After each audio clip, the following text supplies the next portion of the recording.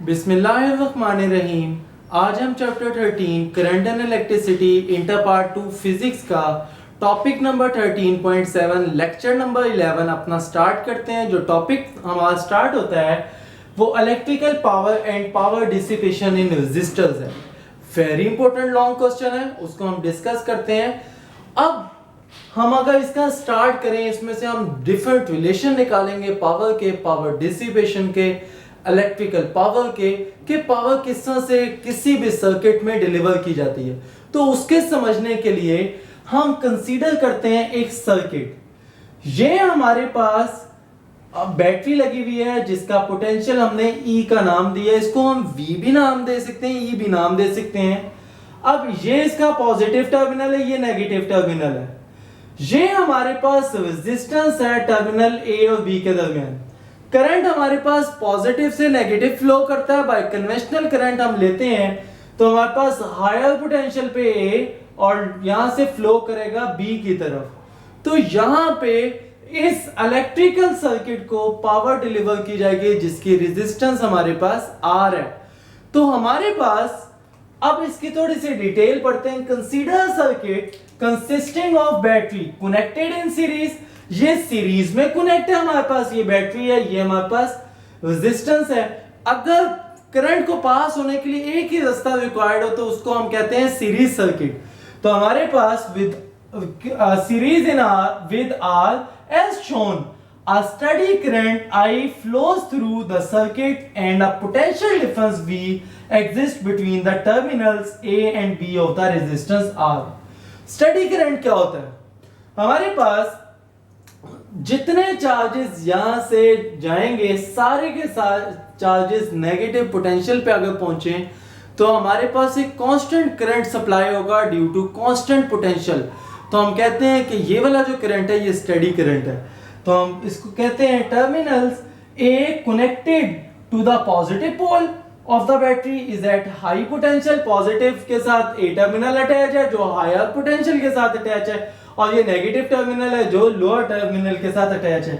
Is at high potential then the terminal B का जो potential है वो नेगेटिव टर्मिनल के साथ अटैच है। तो हम इसका जो पोटेंशियल होगा वो लोअर पोटेंशियल होगा।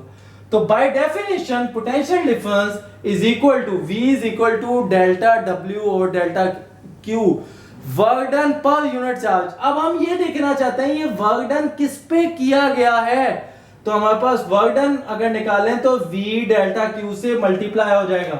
तो W is equal to V delta Q।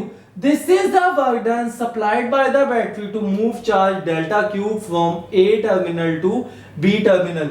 A terminal से B टर्मिनल लाने में जितना वर्क डन हुआ है डेल्टा Q चार्ज को लगा है उसको हम उसका क्या कहते हैं, वर्क डन कहते हैं। This is the work done supplied by the battery. ये कौन वर्क डन प्रोवाइड कर रहा है? बैटरी प्रोवाइड कर रही है to move charge delta Q।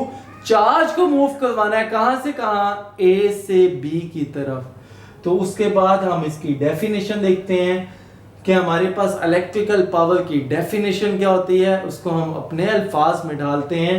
The rate at which the battery is supplying electrical energy is the electrical power. जितनी electrical energy provide कर रहा है कौन? Battery, to work the charge from A point to B point, this is called electrical power. The rate at which the battery is supplying the electrical energy is the electrical power of the battery और power output. हम उसको उसकी क्या कहेंगे? Power output भी कह सकते हैं। तो हम अगर इलेक्ट्रिकल पावर की डेफिनेशन लिखें तो electrical energy per unit time. ये हमारे पास क्या है? डेफिनेशन किसकी? इलेक्ट्रिकल पावर की। क्योंकि यहां पे वर्ड यूज हुआ रेट का कि हमारे पास बैटरी कितनी एनर्जी प्रोवाइड कर रही है with the passage of time. तो हम कहते हैं electrical energy per unit time. तो हम इलेक्ट्रिकल जो एनर्जी है उसको हम V डेल्टा Q से रिप्रेजेंट किया है। तो V delta Q divide by delta T। तो अब हमने डेल्टा Q और डेल्टा T को एक साइड पे रखा। हमें पता है कि ये करंट की डेफिनेशन होती है I is equal to delta Q over delta T। तो हमारे पास V डेल्टा Q और डेल्टा T आ गया। इसकी जगह हमने क्या पुट कर दिया? I। तो हमारे पास जो पावर का रिलेशन आया वो VI आ गया।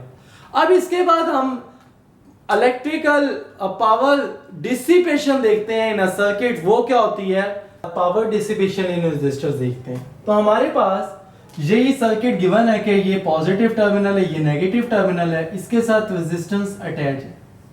अब होता क्या है कि जितनी इलेक्ट्रिकल पावर यहाँ से डिलीवर की जाती है और डिसिपेट कहाँ पे होती है, इस रेजिस्टर के अक्रॉस। तो अब हम इसको देखते हैं, the power supplied by the battery is dissipated in resistor R. Resistor R के अक्रॉस क्या कर जाती है, डिसिपेट, क्योंकि रेजिस्टेंस ऑपोजिशन अकर करती है और ऑपोजिशन की वजह से यहाँ पे जब कोलिजन होती है तो हीट प्रोड्यूस होती है। तो यही बात हम पढ़ेंगे।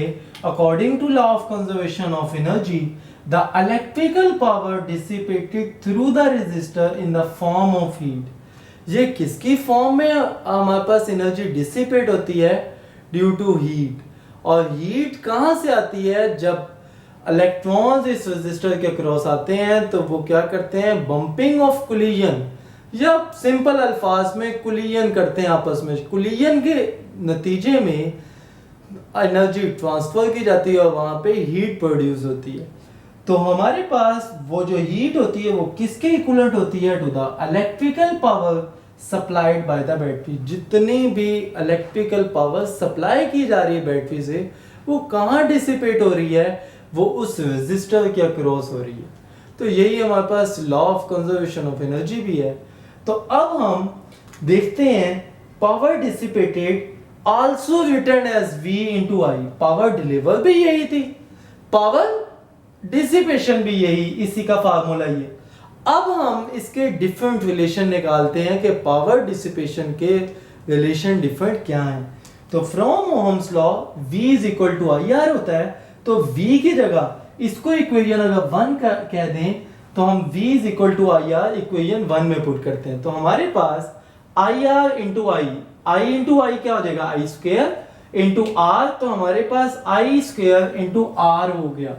उसके बाद आल्सो फ्रॉम ओहम्स लॉ, अगर हमने डिफरेंट रिलेशन निकालना है तो हम क्या कर सकते हैं, आई की जगह भी तो सब्स्टिट्यूशन कर सकते हैं। और आई की जगह हमने क्या किया, V ओवर आर पुट कर दिया इस इक्वेशन में। जब हमने इस इक्वेशन में वैल्यू पुट की P is equal to V square over R, तो V स्क्वायर ओवर आर आ गया। ये भी हमारे पास एक रिलेशन आ गया पावर का। तो पावर के हमारे पास 3 रिलेशन आए, P is equal to V I square into R, V square over R. तो ये वाला जो हमारे पास केस है ये सीरीज में लगता है, और ये वाला कब केस लगता है वी स्क्वायर ओवर आर वाला, जब कोई भी सर्किट पैरेलल में कनेक्ट हो। तो उसके बाद ऐसा यूनिट देखते हैं, ऐसा unit of electrical power is what. उसका जो यूनिट है वो हमारे पास क्या है, वॉट है। तो यहाँ पे आपका जो टॉपिक है वो कंप्लीट होता है। अगर आपको मेरी वीडियो पसंद आई हो तो लाइक करें, शेयर करें एंड कमेंट लाजमी करें और फीडबैक से आगाह करें कि आपको ये मेरी वीडियो कैसी लगी।